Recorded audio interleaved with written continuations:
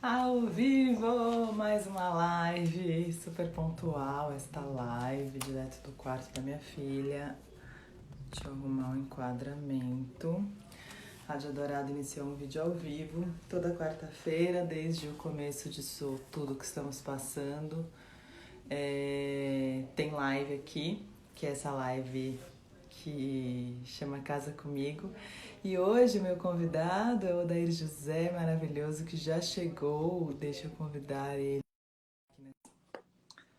me arrumar para receber os convidados. O momento que antecede a entrada. Olá! Tudo bem, Roberta? Tudo, e aí? Prazer falar contigo, garoto. Como vai a família? Tá bem, tô no quarto da filha, tá vendo? Que essa é a hora do jantar, eu fazia na sala, só que era uma guerra, acontecia de tudo, aí agora eu venho pro quarto dela. Ah, tá tudo bem por aí? Tudo, né? Tudo. E aí, como estão as coisas? Tá bem, tudo. E aí, você tá nesse período, você tá em isolamento total? Como tá? Ô, Roberta, eu desde março, 14 de março, 14 foi um sábado, sexta-feira eu tive no último dia na academia, que eu sempre fazia academia. Aí no sábado eu fiquei quieto. Aí eu saí, fui ali assim nesses 4 meses, às vezes numa farmácia, uma coisa, mas fiquei quieto, tô quieto. Olha, você é dos poucos que o pessoal já tá que tá, agora tá ficando mais difícil ficar em casa, eu acho, com o tempo, né? As pessoas vão começando a, enfim, a gente vai começando a aumentar. Eu acho que como a gente não teve o lockdown de fato, né? A gente vai passar por um período, acho que maior disso tudo, não sei.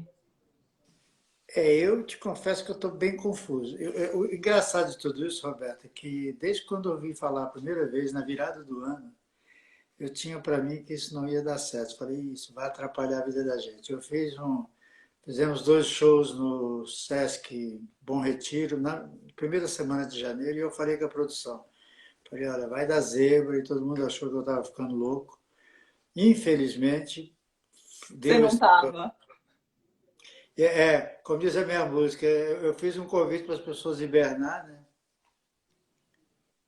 E estamos aqui hibernados. Agora, sim, eu acho, sei lá, eu não acho nada na verdade, mas o que eu penso é que parece que não está claro, né, Roberto? A coisa não está se falando muito de outros. Ultimamente eu vejo falar muito do comércio, da grana, do temos que trabalhar, temos que correr atrás. Vejo falar muito de vacina, mas do problema em si parece que o nego deixou meio que de lado. É isso mesmo, tá tudo enrolado. Você já tinha ficado tanto tempo sem fazer show na vida? Acho que não, acho que não. Não me lembro de ter ficado tanto tempo. E pelo que a gente está vendo, vai ser mais tempo ainda, né? Cara, é uma loucura. Às vezes a gente diz assim, vou ficar um ano sem fazer nada. Que, né, vou tirar aí um tempo, tal, vou dar uma descansada. E a gente acha que não, mas parece que por ser uma coisa que não pode fazer, não é uma opção sua, parece que fica uma coisa meio agoniada, né? Assim. E você fez live cantando já, ou daí não? Já participei, sim, eu fiz uma para o estado de São Paulo, a Cultura em Casa, já toquei violão com os amigos em live. Tenho feito alguma coisa, a gente vai, quando as pessoas convidam, você me convidou, estou aqui. Falei, pô, que legal, vou ver a Roberta, bater um papo com É, ela. mas é muito esquisito, né? É um mundo. Enfim, esse negócio assim, é bom porque a gente está podendo se comunicar e fazer as coisas nesse formato que, na minha imaginação, era o futuro, né? Que horror, mas era um pouco. Mas ao mesmo tempo tem uma coisa, sei lá, né? Uma coisa louca, porque eu imagino até fazer show deve ser mais louco do que conversar. Conversar acho que ainda passa, mas fazer show deve ser. Terrível. Ó, é assim, engraçado você falou assim, para mim isso era o futuro. Tem uma coisa, sabe, Roberta, que eu costumo falar desde há muito tempo, eu venho falando isso há mais de 10 anos, eu falo essas coisas quando converso com as pessoas. Até parei um pouco de falar, porque as pessoas, o que eu vou te dizer agora, as pessoas, eu sentia que as pessoas, a resposta não era muito legal, as pessoas ficavam me olhando de lado. Eu dizia que tinha 2 coisas que eu pensava que eu não fosse ver em vida. Uma é essa tecnologia que está rolando. Eu achava, sabia, como você falou, o futuro, sabe? Eu tinha para mim que isso ia rolar. Eu falei, ah, vai rolar um negócio aí muito louco, a tecnologia vai chegar com tudo, mas eu achei que eu não fosse ver, que fosse uma coisa mais demorada. E outra coisa, infelizmente, que eu também achei que não fosse ver, foi essa coisa do ser humano empacar, entendeu? O ser humano parar, ele emburrar, ele se polarizar, ele ficar nessa coisa esquisita. E eu sempre dizia, olha, eu acho que o ser humano, o que me entristece muito, o ser humano parece que ele não evoluiu, ele não está indo, ele parece que ele está parado e as pessoas ficam me olhando de lado. E eu continuo achando isso. Isso realmente é uma coisa muito triste de ver, porque eu acho que além desse problema da pandemia, a gente está com um problema muito sério no Brasil, né? E que muitas vezes até se fala mais do problema sério do que da pandemia no meio de uma pandemia, porque realmente está. Cara, chega a ser assim, uma coisa meio ridícula, porque pegaram a pandemia como se fosse uma coisa política, né? Como se fosse uma ideologia política. Eu falei, que louco, né?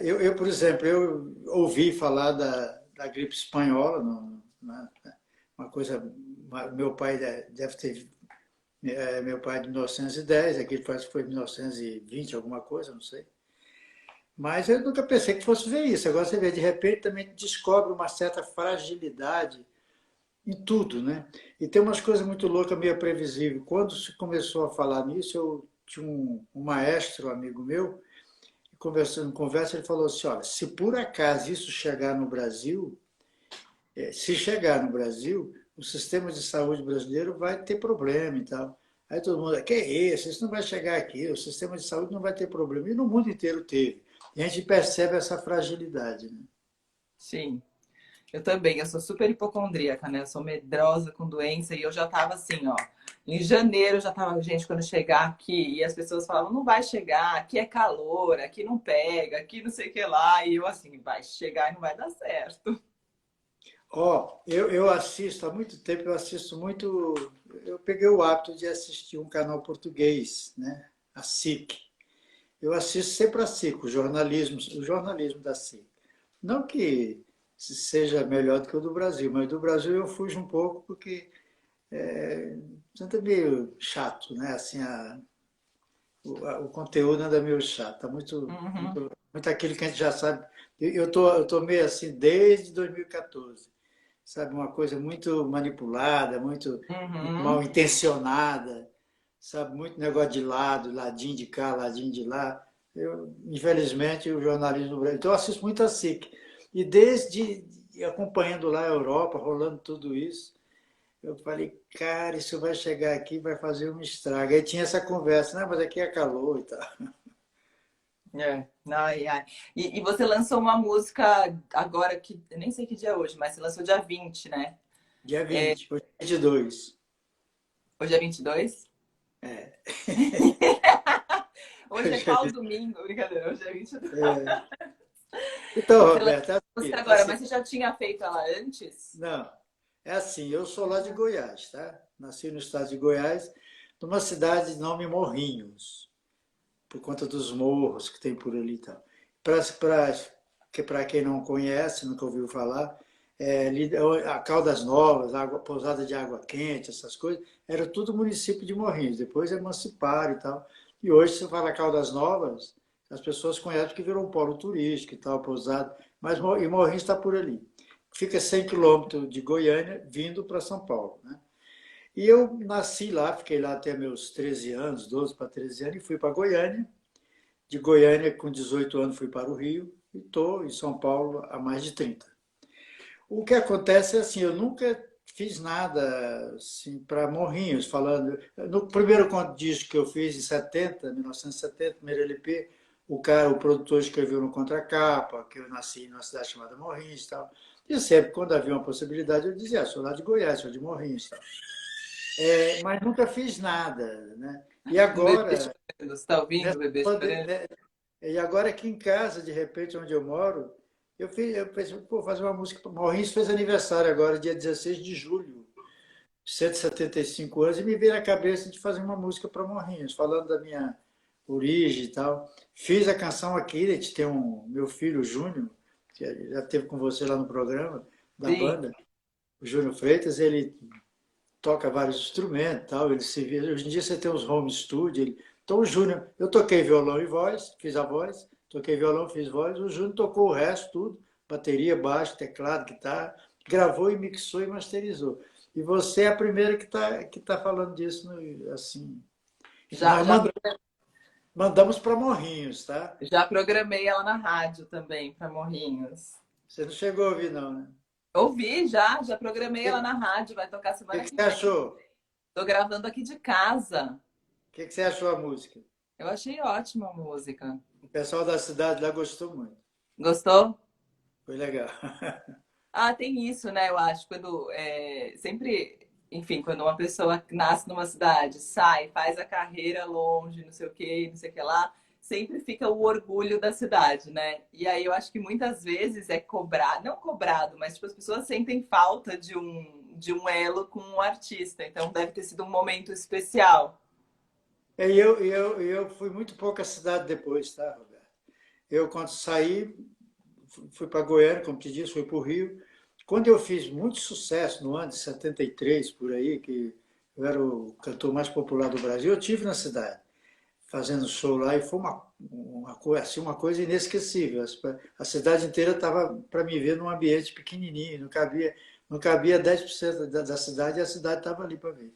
E depois disso eu não voltei mais na cidade para cantar. E voltei há 2 anos atrás, a convite da prefeitura, me levaram para cantar no Centenário na Praça. Foi muito legal. Talvez esse momento, sem eu pensar, me levou a fazer a canção. É engraçado isso, né? Eu tenho sentido isso desse momento de isolamento, que tem acontecido isso muito. Uma volta a coisas que a gente costumava fazer. Sei lá, mesmo rever fotos antigas, acho que não sei se é porque a gente está muito em casa, mas rever escolhas e reencontrar pessoas via WhatsApp, Zoom, sei lá, mas pessoas que estavam com a gente em outros momentos da vida. Eu tenho visto isso acontecer muito. Esse negócio da gente ficar nesse isolamento, eu já vi várias pessoas falando sobre a oportunidade e a dificuldade e a necessidade das pessoas passar por isso como se fosse uma forma de viver consigo mesmo. Eu, na verdade, Roberto, eu nunca tive esse tipo de dificuldade de viver comigo mesmo. Eu sempre fui muito. Por exemplo, assim, vou viajar, eu estou há 50 anos viajando direto para trabalhar. E eu chego, eu fico no quarto, não me incomodo, eu não ligo televisão. Às vezes, se eu ficar 3 dias no quarto de hotel, eu não ligo televisão hora nenhuma. Eu fico ali, eu e as paredes, eu e meus pensamentos. Então, eu sempre convivi bem com essa coisa. Eu penso em música, penso na minha vida, eu tenho uma paranoia de querer sempre ser um ser humano melhor. Aí eu fico me buscando onde eu estou errado, onde eu posso melhorar. Você acha um monte de coisa que você pode melhorar, né? A gente vai tentando. Então, mas esse negócio de voltar para uma coisa da cidade do interior, eu já moro aqui em São Paulo, num lugar meio que tipo interior. Eu moro aqui num condomínio que parece mais uma chácara, mas é São Paulo. Eu estou a 30 quilômetros do centro da cidade. Mas às vezes passa pela minha cabeça, pô, morar numa cidade bem pequenininha deve ser interessante. Será? Duvido que você ia conseguir agora. Mas tá aí a música. Daí você saiu de Morrinhos com 13 anos, você foi para Goiânia com a sua família, porque foram trabalhar, mudaram para Goiânia, foi isso? Foi meio assim. Eu me lembro que lá em Morrinhos, eu nasci numa fazenda, meu pai era um pequeno agricultor, tinha uma terra pequena lá, sempre mexeu com isso. Eu fiquei na fazenda até, uma fazenda assim, coisa de 6 quilômetros da cidade. Fiquei lá até uns 4 anos, aí me mudaram para a cidade, para uma rua chamada Avenida Couto Magalhães. Eu fiquei ali, quando foi com 7 anos, pedi um violão ao meu pai, ele me deu um cavaquinho, que era Marquinho. mais proporcional. Eu me interessei por música ali. E sempre gostei, a partir daquele momento eu comecei a mexer com música. Fui para Goiânia mais porque assim, o meu irmão mais velho, jornalista já falecido, Luiz Gessi de Araújo, trabalhou sempre com editor de jornal em Goiânia e tal. Muito querido lá, no velório dele há 13 anos atrás, acho que por aí. Ele morreu em 2003, 17 anos atrás, 2002. Cara, eu nunca vi um velório tão concorrido. Eu fiquei até assustado, porque a grandeza do meu irmão veio naquele momento da despedida. Eu nunca pensei que as pessoas gostassem tanto dele, acho que nem as pessoas. Mas por conta desse meu irmão, ele foi servir o exército aos 18 anos, ele é 6 anos mais velho do que eu. Ele foi servir o exército, saiu de Morrinhos para servir o exército numa cidade chamada Ipameri, que é onde as pessoas serviam o exército, tinha o tiro de guerra, como se falava, né? Não sei se ainda é assim. E ele foi para lá. E quando ele estava lá para sair de lá, ele comunicou ao meu pai que não voltaria para Morrinhos, que ele tinha interesse em fazer jornalismo, ia ficar em Goiânia. E aí, por conta dessa decisão dele, a família foi atrás. Meu pai comprou uma casa em Goiânia e foi todo mundo para lá. E aí, para o Rio de Janeiro, você fugiu, né? Para ir para o Rio, não? Foi. O Rio de Janeiro foi uma coisa meio. Eu fugi, na verdade, não saí de casa sem falar para as pessoas, porque quando cheguei em Goiânia, coisa de criança, eu joguei bola, eu estudava e tal, mas eu sempre mexendo com música. Participei de algumas bandas, que era normal naquela época. Tinha muita, aparecendo Beatles, Rolling Stone e outros tantos, né? Bandas americanas que tinha tanta banda aqui, tinha tanto grupo musical que a gente, se for citar aqui, vale uns 20 daquela oportunidade. Falar Beatles, Rolling Stone, porque foram os caras que ficaram mais na fita, fizeram mais sucesso. E todo mundo tinha uma banda, toda rua, toda escola tinha uma banda. E eu também participei de várias. Com 16 para 17, 16 anos, 17, eu comecei com a ideia de querer levar aquilo assim. Falei, vai ter que ser isso aqui. Comecei a compor e tal. E eu via nas capas dos discos que as pessoas que eu achava que eu tinha que procurar, que eu tinha que falar, as gravadoras eram no Rio de Janeiro, não era em São Paulo. E não era comum, por exemplo, um goiano, primeiro um garoto, um rapaz de Goiânia, sair para fazer isso, que fosse Rio ou São Paulo, já era um absurdo naquela época. Isso não era uma coisa viável, não era possível. Muito menos para o Rio de Janeiro, porque o goiano e o carioca, naquele momento, era um abismo de distância. Com o paulista até que já ainda tinha uma aproximação cultural e tal. Mas carioca, Rio de Janeiro, isso não existia. Mas as minhas referências eram lá. A primeira vez eu tentei sair, esse meu irmão mais velho foi avisado que eu estava na rodoviária, alguém lá me viu lá e avisou para ele e me tirou de dentro do ônibus. Aí eu era menor, né? Aí um ano depois eu saí escondido.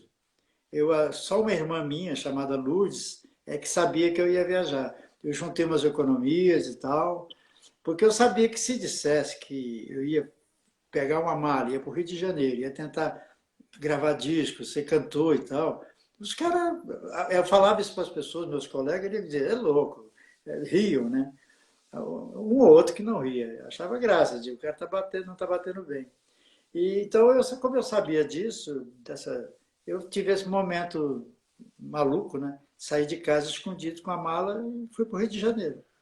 Que louco daí, porque você imagina a quantidade de pessoas que faz isso, que fez isso na vida, né? Só que muitos, eu acho que talvez a maioria, não conseguiram seguir carreira, porque não é fácil, né? Você escolher arte e viver de arte no Brasil, né? Roberta, eu já contei essa história para muita gente. E até tinha um programa na TV Globo, antes do Fantástico, que era o domingo das 8 às 10, assim, da noite, das 20 às 22, que não tinha um programa fixo ali, e eles começaram a fazer uns especiais chamados Só o Amor Constrói, com várias pessoas, mas faziam com pessoas só com carreiras mais longas, porque eu queria contar a vida dele ali, ia ter tipo uma biografiazinha.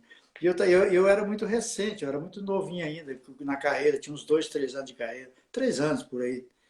E foi feito um programa, esse Só Amor Constrói, foi feito com o Odair José, que até eu tentei uma vez pegar uma cópia, não consegui, porque disse que queimou naquele incêndio que teve no Ai, Jardim Botânico, sei lá, no Teatro Fênix, não sei. Sei que não existe mais. Mas eu contei justamente isso que eu vou te falar agora. Não foi fácil, porque eu cheguei no Rio de Janeiro, era uma viagem longa, as estradas não eram tão boas como. Hoje já é uma viagem longa. Você pegar um ônibus em Goiânia e ir para o Rio, é super. longe. Mas naquela época era mais, porque a estrada de uma pista só, essa coisa toda, a própria Dutra não era duplicada. Você imagina de Goiânia até passar por São Paulo, Rio. Foi longe. E eu cheguei no Rio, à noite, eu não conhecia nada do Rio, eu tinha os endereços de gravadora e nome de pessoas que trabalhavam em gravadora. E eu cheguei no Rio, cara, não conhecia nada, cheguei de noite, a rodoviária do Rio era ali na Praça Mauá, onde tem ali hoje tem aquele Museu do Amanhã, aqueles negócios ali, tem ali o prédio da Rádio Nacional, a famosa Rádio Nacional era ali.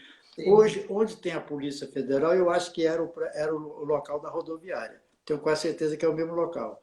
Foi desmanchar a rodoviária, que fizeram ela mais para cima, e lá tem o prédio da Polícia Federal.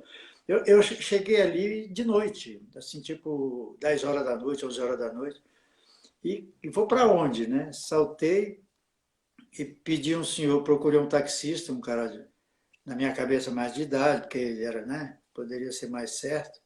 E ele falei para ele, eu quero ir para um lugar no centro que não seja caro, mas que seja um lugar, né, tipo assim, legal e tal. Ele me levou para a Praça Tiradentes, que tem lá no Rio. Até fiz um disco eu, com a produção do meu amigo Zé Cabaleiro, chamado Praça Tiradentes. Sim.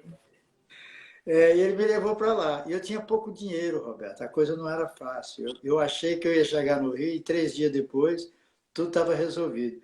E foi difícil, porque aí o dinheiro acabou, uma semana depois tive que sair do hotel, tive que me virar, onde vou dormir, aonde, como é que vai ser, foi complicado. E daí, que ano que era isso? Isso era 67 para 68, E era em na virada 70, do ano. e em 72 você já era um sucesso. 73. 70, não, 72 é porque eu fiz um sucesso muito grande em 72, mas eu já vinha gravando, as coisas já vinham acontecendo. Pouca, mas vinha. Em 69, hoje analisando, foi até muito rápido. Naquele momento que eu cheguei lá, Rápido. que eu fiquei na rua, que olha, eu fui morar em casa de estudante, tá? Comi no Calabouço, para quem conviveu na época, Calabouço era um restaurante que ficava ali no Trevo. Tem o aeroporto ali, Santos Dumont, tem aquele trevo, aquela coisa toda. Ali tinha um galpão que era o restaurante Calabouço, que era o restaurante dos estudantes. E ali na Lapa, por ali, tinha as casas de estudante, tinha União Uhum. Estudante, UME, não sei. Bom, enfim, lá tinha o Vladimir Palmeira, que era o chefe dos estudantes, essa coisa toda. E eu fui, de repente, me dei ali, eu dormi, mas as primeiras noites eu dormi no teatro, na escadaria do Teatro Municipal, eu dormi eu conheci o Calabouço porque eu dormia no aeroporto, no banheiro do aeroporto. Aí eu vi aquele galpão, aquele monte de gente, me informei, que era época de férias, né? Eu cheguei na virada do ano. Não, aqui é o restaurante dos estudantes. Aí eu conversei com um cara e ele me atendeu que até veio ser assassinado, veio ser morto pelo regime militar, o Disseuzinho, naquelas passeatas que tinha no Rio. Ele era o cara que atendia, me atendeu lá.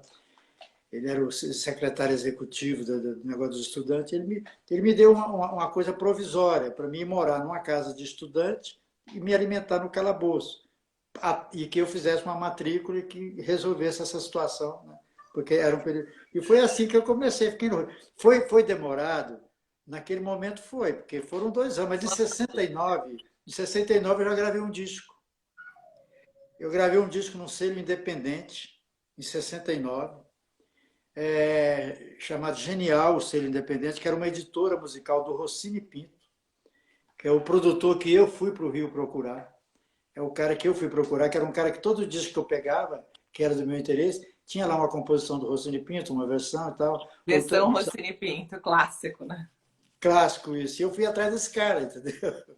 E foi difícil achar o cara, tinha o endereço, mas o cara não me atendia. Não é assim, por isso é que a coisa demorou. Você não vai achar os caras em 10 dias, você vai resolver tudo. Claro que Então foi um não. processo demorado. Nesse período eu toquei na noite, fui tocar em boates. Fiz E até sua em família? 69 eu gravei esse disco. Ele E fez sua um disco família, comigo. como ficou? Então, voltando ao lance da família, eu não dei notícia. Olha que loucura. Naquela época, você não tinha essa coisa de celular, essa coisa rápida. Sim. Hoje você tinha. Eu nem me lembro se tinha telefone fixo na minha casa. Acho que não tinha, não sei.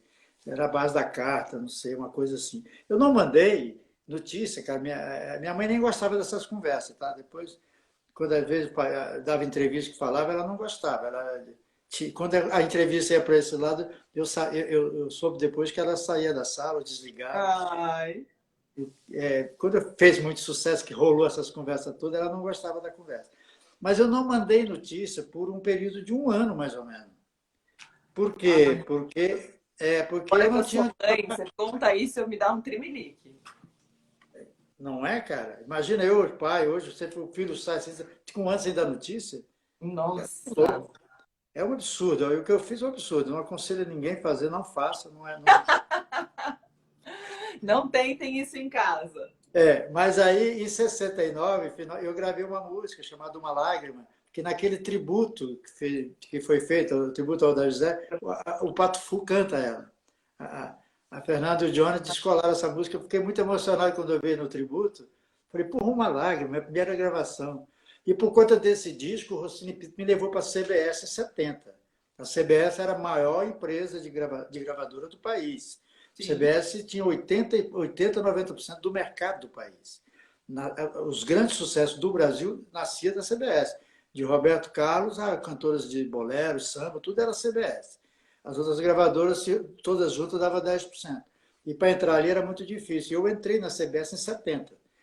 Aí gravei um LP em 70, que tem o Raulzito que me ajuda na produção lá, toca guitarra, tem música dele, que é o Raul Seixas. Uhum.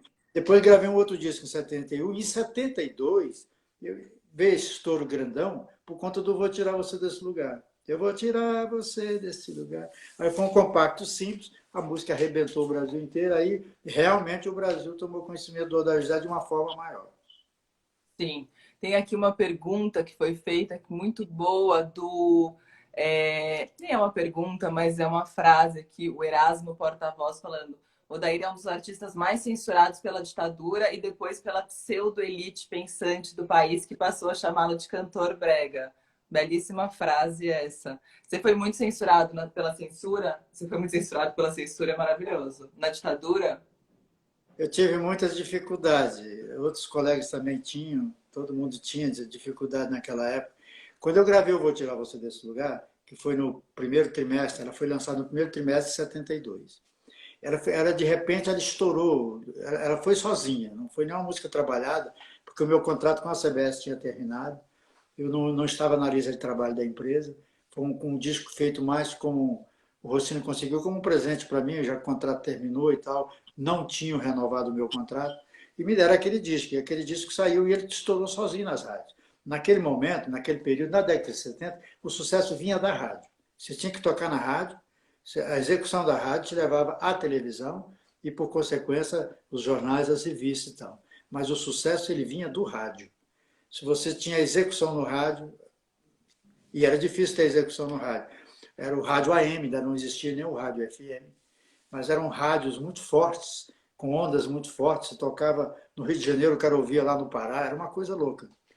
E essa música ela cresceu muito no rádio. Nesse período, quando ela estourou, eu fui chamado, eu soube que tinha uma carta tipo um convite para me comparecer no escritório, lá ali na Senador Dantas, que era do Departamento da Polícia Federal, negócio de censura. E eu fui lá. Aí me receberam lá, com a carta, entrei lá, tinha uns caras de farda e tal, outros não. Eu sei que sentaram e eu entreguei a carta e me levaram até uma pessoa. A pessoa disse para mim que a palavra eu vou tirar você desse lugar era imprópria para aquele momento. Ela não era adequada, que soava como uma coisa, tirar você desse lugar, o governo e tal, o regime militar. Aí eu, na minha Ai, inocência, quem dera tirar do lugar. é, né? Hoje. Jovem, eu tinha 22 para 23 anos, eu virei para o cara e falei, não, mas não é por aí. A música, na verdade, ela fala de uma prostituta, é tirar você desse lugar, mas tirar de lá e tal. Pior ainda. Aí foi que o cara ficou mais nervoso. A partir daquele momento, o cara disse para mim, a partir de agora, toda música que o senhor fizer, ou que o senhor vier a gravar, terá antes que passar por uma apreciação do departamento. E assim foi até acabar a censura. E eu tive muitas dificuldades. Justamente porque eu tocava nos assuntos que eu me considero um cronista musical. Entendeu? Quando alguém diz, como é que você se define? Eu me defino como um cronista musical. Eu falei da puta, eu falei da empregada doméstica quando ela não era profissão. Eu falei da maconha quando ninguém falava. Eu falei da orientação sexual quando ninguém falava. Eu falei dessa coisa, essa coisa hipócrita, dessa falsa moral quando ninguém falava. Eu comecei a falar de coisas que as pessoas. Eu comecei a tirar coisas debaixo do tapete que as pessoas queriam que ficassem lá. E a censura me proibia tudo isso. E todo mundo, enfim, eu ia falar falavam, mas a gente, não que a gente viva uma censura hoje, mas vivemos pessoas exaltando coisas muito bizarras enfim, gente muito errada, como você já disse aqui, né, no começo, mas sempre falavam que os censores eram pessoas muito burras. Quando eu estudei isso, né, sempre falavam, eles eram muito burros, então você podia enganar por aqui ou por aqui. Tinha isso, assim, quando você fazia uma letra, você pensava, putz, isso não vai passar, então eu vou fazer assim para ver se passa. Tinha, assim, hoje, falando disso, a gente fala como história, né? Mas naquele momento era um pé no saco, se você me permite, porque assim, a indústria do disco, por exemplo, eu em 72, no primeiro trimestre, eu venho e faço esse sucesso grandioso. Foi o disco mais vendido do ano, mas de uma forma muito louca, porque o mercado do Brasil, quem abriu o mercado do Brasil para grandes vendagens de discos foi o Roberto Carlos. Antes do Roberto Carlos ser o grande vendedor de disco, me parece que as vendagens eram tipo assim, o cara fazia sucesso vendia 5 mil, 3 mil, 4 mil. O Roberto foi o primeiro cara a vender 100 mil, 150 mil, 200 mil. Então ele abriu esse mercado. E o Vou Tirar Você Desse Lugar vendeu no ano 1 milhão de cópias de compacto. Era uma coisa também muito absurda. Então aí, nesse ano mesmo, eu mudo de gravadora, eu vou para Fonogram, que era Polydor, Philips, aquele grupo lá, dirigido pelo André Bidani. Você tinha lá o Chico Buarque, Caetano Veloso, Maria Bethânia. Eu saio da CBS e vou para lá. E faço um disco no mesmo ano, que sai no segundo semestre, chamado Assim Sou Eu. É quando eu começo a trabalhar com o grupo Azimuth, que é o Zé Roberto, o Mamão, o Alexandre, que depois fizemos vários trabalhos, músicos geniais. Até ultimamente ainda tive o privilégio de tocar com o Alexandre, com o Mamão, agora com o Kiko, no lugar do Zé Roberto. E eu começo a fazer um sucesso muito grande. E esse negócio da censura começa a me atrapalhar, porque existia prazos para fazer o disco, o comercial da gravadora queria os discos prontos, tinha programação. Eu era o cara que vendia 500 mil cópias, o pessoal está contando com isso. Quer dizer, é uma coisa. Aí e a indústria do disco era aquela do vinil, aquele grandão, aquela fábrica grandona. Não é hoje no digital. Então você tinha uma coisa, você não tinha como colocar uma música no disco e depois tirar ela de lá.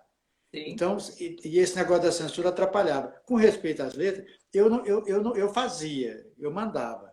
Muitas não passavam e outras eu tinha que mexer. Mas eu não tentava, de princípio, da primeira vez, na amostragem, dar uma volta neles, não. Eu jogava lá para ver o que rolava. E às vezes, sabe, Roberto, é uma coisa muito absurda, porque às vezes eu fazia uma música, comigo aconteceu muito isso, não sei com os outros, que eu não via nada demais na música, na letra. Eu não via nada. De repente o cara está proibida. Eu tenho um monte, né? Não sei quantos outros tem, eu sei que eu tenho um monte. Até aquela história, foi o mais censurado, foi o segundo mais censurado. O primeiro foi o Chico, o segundo foi Itaguara, depois é o Adair. Não, primeiro é o Adair, depois é o Itaguara. Eu não sei quem teve mais música censurada, até porque isso não é privilégio de ninguém. Isso era um saco. Isso era um atrapalho. Mas, de repente, você faz a canção, manda para os caras achavam, como você falou, os caras não eram muito inteligentes mesmo. Eles viam um bicho onde não tinha.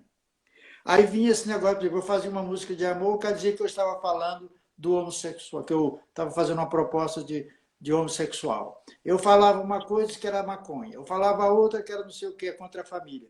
Chegaram a fazer uma carta, que eu só vim tomar conhecimento dessa carta agora há pouco tempo, 2012, porque até então eu perguntava para as pessoas, diziam para mim que a carta, não, isso não existe, é invenção. Mas que existia uma carta da censura federal para as gravadoras, no caso a minha gravadora, que era a Philips, a Fonogram, Polygram, para que não gravasse comigo, que era uma péssima influência para o jovem brasileiro. E eu não sabia, eu fui questionar a gravadora na época, o jurídico, acho que tem uma carta aí e tal. Os caras, não, isso não existe. A coisa de 12 anos atrás, eu fui participar de uma entrevista sobre 50 anos de ditadura, essas coisas aqui em São Paulo, para um canal do Rio, e o cara tinha essa carta. Ele pediu que eu falei, a carta? Eu falei, não sei, isso não existe, sabe como é que isso era onda. Então lê isso aqui para mim. Eu fui lendo, cara, fui ficando vermelho, me deu um calorzão. A carta era pesadíssima. Os caras não queriam que gravasse comigo. Você vê. Mas, mas a pior censura, Roberta, é a hipocrisia. É a falsa moral das pessoas escondida atrás de uma hipocrisia. Ou o Sim, contrário, uma hipocrisia escondendo a falsa. Porque no disco Hibernar, na Casa das Moças ouvindo o rádio, eu falo basicamente disso. sim. O Márcio Osno me corrigiu aqui maravilhosamente bem, né? Ele falou que quem censura a arte sempre é burro. E ele tem razão. Claro que Boa. sim, a resposta correta é essa. Eu perguntei se eram, claro que eram, não tenho a menor dúvida disso. Tem aqui, ó, muita gente. Ah, o Thunder tá aqui mandando um coração dele. O Luciano perguntando se dessas letras censuradas tem alguma inédita ainda que não foi lançada. Existem algumas, mas que eu nem sei por onde anda, nem sei como é que é. Eu, quando fiz o disco Filho de José e Maria, em 77, eu tive ali, foi os meus. Eu já vinha com algumas dificuldades na censura, tanto do Estado, a censura do governo, que proibia, que você tinha que mexer em letra. Eu tive músicas na época que nem não puderam ser gravadas. Outras eu tive que mudar a letra radicalmente. Às vezes, músicas que você tinha que mudar a letra radicalmente, ela perdia a razão de ser, porque, né? Como eu tenho uma música que eu fiz uma em 74, para um disco em 74, chamado A Primeira Noite de um Homem. Mas não é por conta daquele filme do Dustin Hoffman. Eu nem conhecia o filme. A Primeira Noite de um Homem, eu contava o primeiro momento que o rapaz tem com a moça.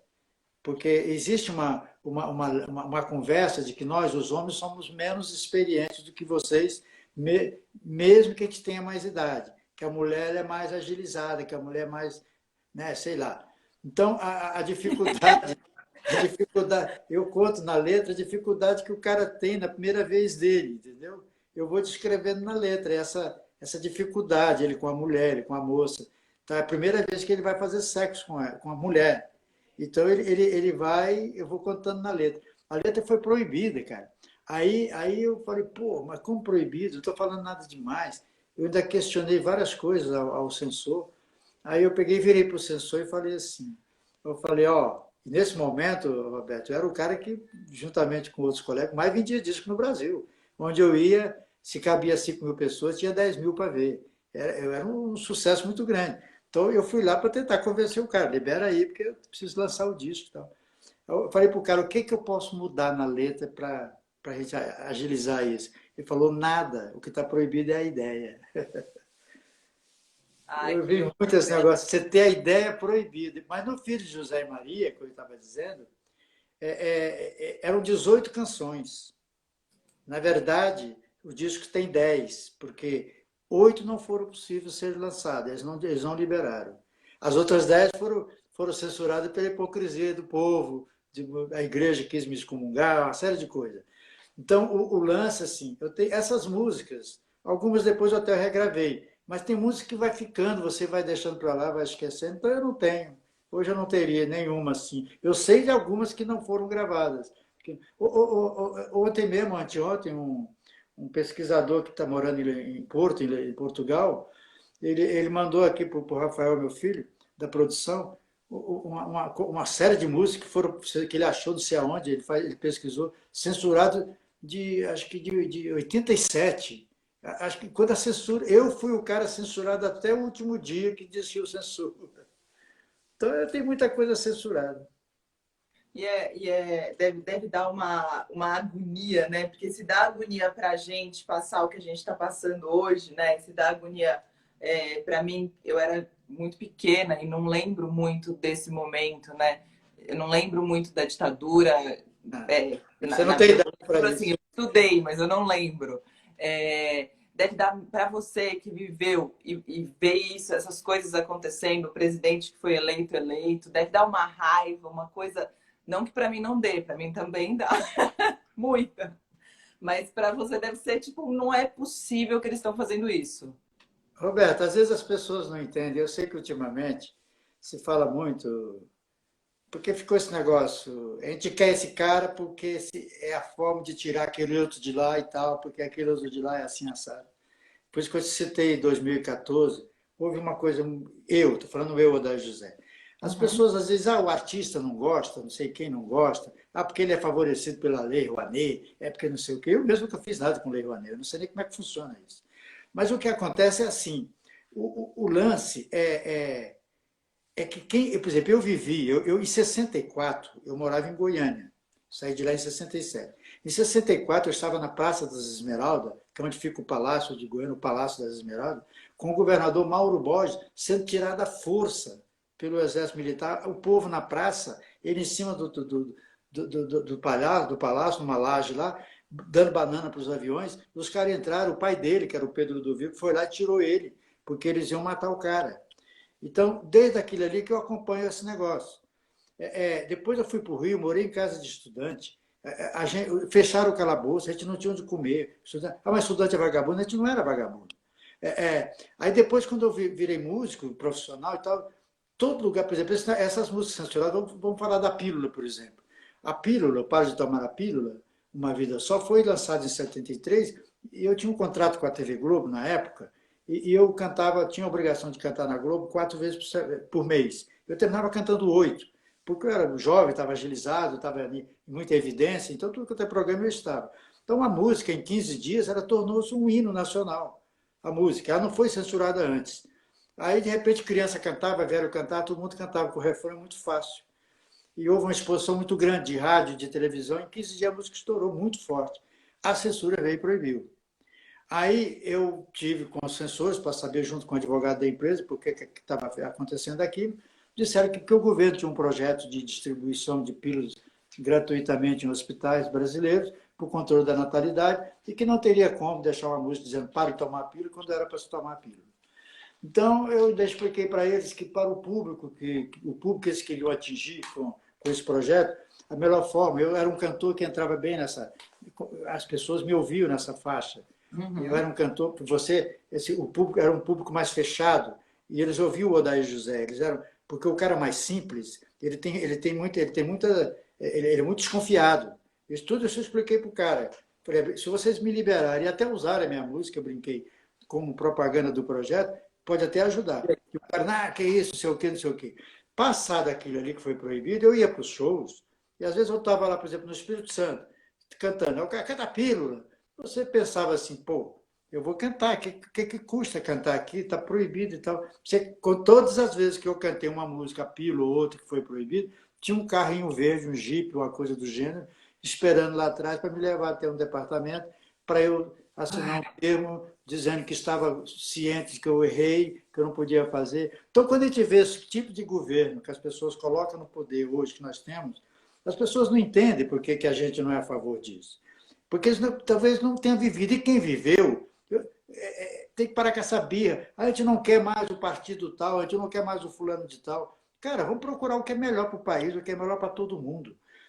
Isso que está aí não é legal, Roberto, entendeu? Infelizmente, como pessoa, não gostaria de ver isso aí. E vejo com muita tristeza. Eu também. Fico desesperada, mas vamos, uma hora a gente há de mudar tudo isso de novo. Por exemplo, eu soube hoje através de uma informação da imprensa, que do que foi liberado de dinheiro, de verba, para se combater a pandemia, só 29% foi liberado. Eu vi. Porque é uma brincadeira isso. Não, é bizarro. Isso é o que mais é isso. A gente tem a pandemia e tem essa coisa, né? Essa outra pandemia. Essa outra pandemia. A gente está disputando pandemias, é meio isso. Daí, como foi ser um dos caras mais famosos do Brasil? É engraçado isso, Roberta, porque você, por exemplo, eu saio lá de Goiás, né, com essa coisa, essa esperança. Foi uma coisa, acho que eu fui meio louco, fui. Eu estava dizendo que parece que naquele momento parecia uma eternidade, mas se você pensar bem, foi rápido, porque eu chego no final de 67 para 68, 69 já gravo um disco, no Rio de Janeiro consigo já tocar o disco. Em 70 eu já era lançado no Brasil inteiro. Em 72 já tem esse sucesso estrondoso. Então foi uma coisa rápida. Para mim, o negócio do... E teve um momento de 72 até eu fazer o Filho de José e Maria, que todo mundo odiou, é, eu Todo fui mundo talvez ama agora, né? foi feito até matérias em cima disso, os 10 caras mais famosos do Brasil. Aí você tinha o presidente da República, o Pelé, o Roberto, não sei mais quem, eu estava sempre entre os 10 mais famosos. Mas esse negócio, o ator da novela, né, essa coisa, mas esse negócio da fama, para mim, no meu caso, ela foi apenas consequência de um trabalho. E o trabalho, para mim, ele sempre funcionou assim. O trabalho ele faz sucesso ou pode não fazer sucesso. E o sucesso e o fracasso é como uma ferradura. Está muito mais perto do que as pessoas imaginam. Uma coisa para fazer sucesso, às vezes, é uma linha. E para ela não fazer sucesso, também é uma outra linha. E eu sempre vi eu me tornando uma pessoa muito conhecida, todo mundo sabe quem é, que teve uma década que realmente você não tinha como não saber. O cara é o Odair José e tal. Até hoje as pessoas me conhecem muito, sabem quem é e tudo. Mas isso para mim é apenas consequência de um trabalho. Porque quando a gente faz, um artista, quando faz muito sucesso, muitas vezes o que acontece é que ele fica um pouco refém do seu sucesso, né, em alguns momentos. Então, quando, sei lá, você faz uma música ou você faz um disco que estoura, depois muitos artistas tendem a se repetir para não perder esse sucesso. E, enfim, eu acho que os artistões mesmo arriscam tudo e vão tomando novos rumos, preocupado com a música e com a arte. Você, em algum momento, ficou na dúvida se você se preocupava com a música ou com o sucesso? Olha, foi bom você tocar nesse assunto dessa leitura, porque assim, eu aproveito para falar o que eu acho sobre isso. Eu sempre vi a música, o meu trabalho, que é musical, a arte de um modo geral, como uma responsabilidade de quem faz com as pessoas. Quem repete fórmulas não faz arte, faz negócio.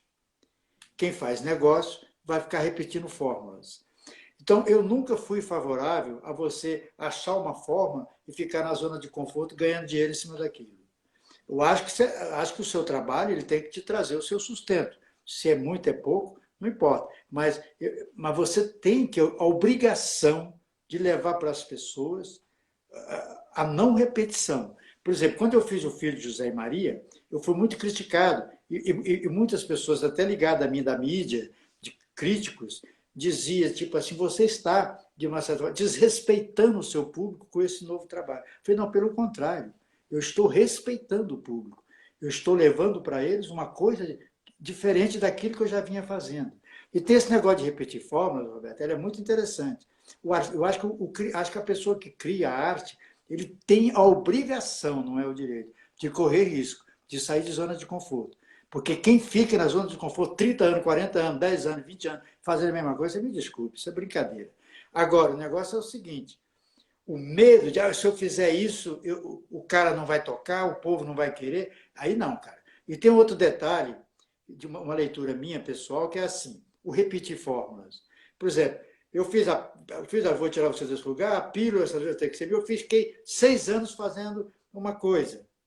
Aí eu achei, em 76, eu achei, quando eu fiz um disco chamado Histórias e Pensamento, um disco lindo e tal, que ainda tem essa temática, eu achei que as pessoas já estavam me olhando atravessado, porque eu estava repetindo muito fórmulas. Se as pessoas não estavam, eu achei que estivesse. Acho que as pessoas já estavam para me dar um cartão vermelho por eu estar repetindo fórmulas. O que acontece nessa leitura é assim: as pessoas, o público, as pessoas querem a mesma fórmula, pode querer, mas não com a mesma pessoa. É isso. Bom, o pessoal aqui tá, ó. Martinho falando, da José para você eu tiro o chapéu, Dandy Schmidt, o filho de José Maria, um dos melhores discos, Saturno Limão, grande professor, Plácido, que é artista incrível, que é o Dair José, suas músicas de 50 anos atrás são modernas e contemporâneas ainda hoje. Arthur Dabreu, ele é muito lúcido, histórias interessantes, Odair Gênio, só a arte salva. Daí, você sabe que eu sou sua fã e que cada dia que eu converso com você, eu gosto mais de você e quero esperar mais uns 10, eu espero uns 10 dias e te chamo de novo para um próximo programa. Você e todo mundo muito, são pessoas muito generosas. Obrigado às pessoas que estão aí fazendo comentários super positivos. A gente sabe que às vezes a gente fala muita besteira, a gente sabe que nem sempre, como eu falei para você do início, eu estou sempre tentando ser melhor, entender melhor as coisas, entender melhor o que eu estou fazendo aqui, de que forma eu posso fazer melhor. E te conhecer, conversar com você, às vezes que você me receber nos seus programas, para mim é um privilégio, você é um doce. Ó, você tá melhor cada dia que eu te encontro, viu? Tá no caminho correto, tô vendo, tá tudo ótimo. Obrigado, Roberto. Daí, obrigada. Tem alguma coisa que você quer muito fazer quando tudo isso acabar? Tipo, achar uma vacina, a gente vai poder sair. O que você mais quer fazer? Eu quero ir para o palco tocar. Eu vou Então, assistir, estou então. com vontade de tocar para as pessoas. Eu vou estar lá assistindo. Obrigado, Roberto. Um Beijo, beijo. beijo na família. Fica Tchau. bem. Obrigado. Obrigada a todo mundo